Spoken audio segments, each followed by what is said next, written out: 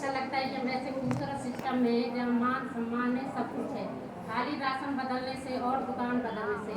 तो हम बहनों को क्लीनर बदलना है और दुकान बदलनी है, राशन खाना है। तो यही सबको अपने किचन से बाहर आना है, बाहर की दुनिया देखनी है, झाड़ू पोछा तक न सीमित रहें। और कोई मतलब नहीं देता है कि इसने आज झाड़ू पोछा करा, इसने खाना अच्छा बनाया, तो कोई ये नहीं बोलेगा कि इसने अच्छा करा है। तो हमें बाहर आना है, लोगों को बताना है। और धन्यवाद। राशन खाने से कितना रहे? राशन खाने से तो 2.5 लाख है, 2,24,000। चलिए, बहुत बहुत धन्यवाद। नमस्कार सभी को, जय आरसीएम, सादर प्रणाम। और इनकम तो आपने सुनी ली, अभी ये करंट इनकम है, इस महीने की जो इनकम है जो आपके अकाउंट में आई है, उसी में हम लोगों को भी वो आया है। पहले तो सबसे पहले मैं धन्यवाद करना चाहूँगा गुरुदेव मनोज बजाज साहब का, जो हिंदुस्तान की एक छोर से हमारे बीच में इस पावन धरती पर, उस पावन धरती से, क्योंकि हमारे यहाँ जितने भी है सर, लगभग बताते हैं हमारे बुजुर्ग कि हम सब राजस्थान की देन हैं।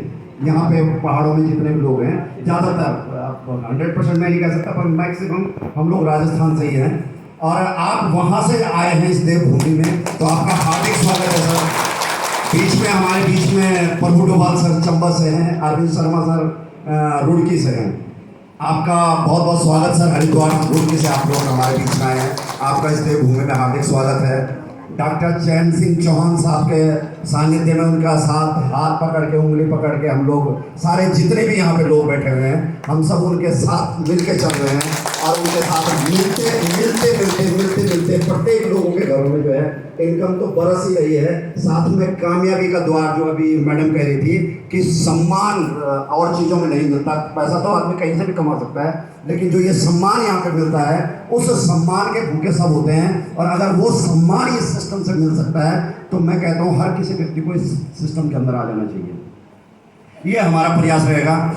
गुरुदेव के साथ हम जो है, गुरुदेव से इंस्ट्रक्शन ले लेके, गुरुदेव के सानिध्य में सीख के, उनसे पूछ के हम लोग इस सिस्टम को आगे बढ़ाते हैं।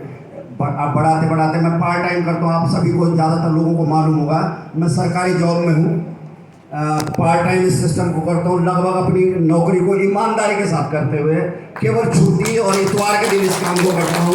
शाम को 1 घंटे 2 घंटे जो भी मुझे टाइम मिलता है, उस टाइम में मैं इस काम को करता हूँ। और उस काम को करते करते जो है इस पिन पे, इस मंच पे यहाँ पे पहुँचा हूँ, इमराड के पिन पे। ये मेरे लिए सपना ही है, मैं तो कहूँगा इस लेवल पे।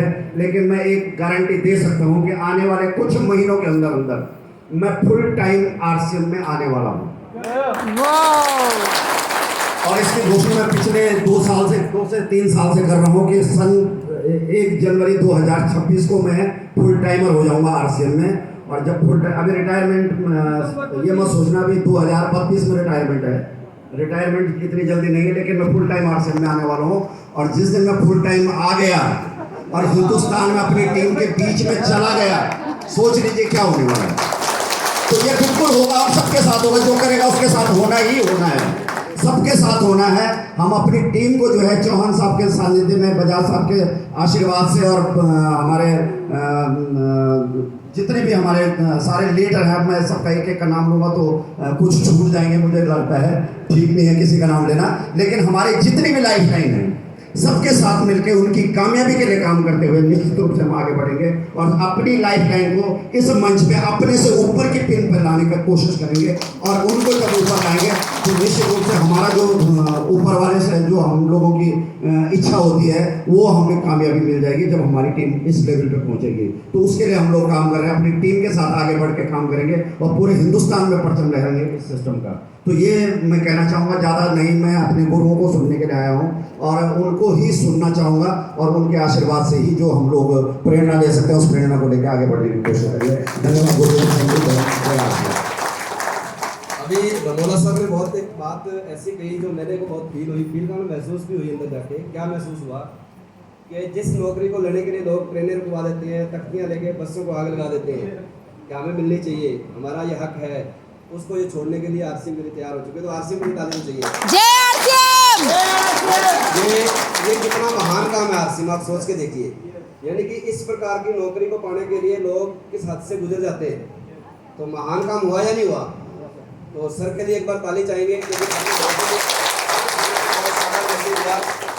इस लेवल पे आके सर का इस प्रकार का जो भी आप एंट्री पास लेके बैठे इस प्रकार की टिकट लगना स्टार्ट हो जाती है, बड़ी बड़ी मीटिंगें होना स्टार्ट हो जाती है, जो आगे आप कुछ महीनों में देखोगे कंपनी लेवल पे इनकी मीटिंग का शेड्यूल जाना शुरू हो जाता है, यानी कि कंपनी भी इनको मीटिंगों के लिए आगे भेजती है, यानी कि इनका शेड्यूल लगता है। तो समय आने पे सर का शेड्यूल भी लगाएंगे और एक बार सर के लिए और बहन जी के लिए एक बार ताली चाहिए।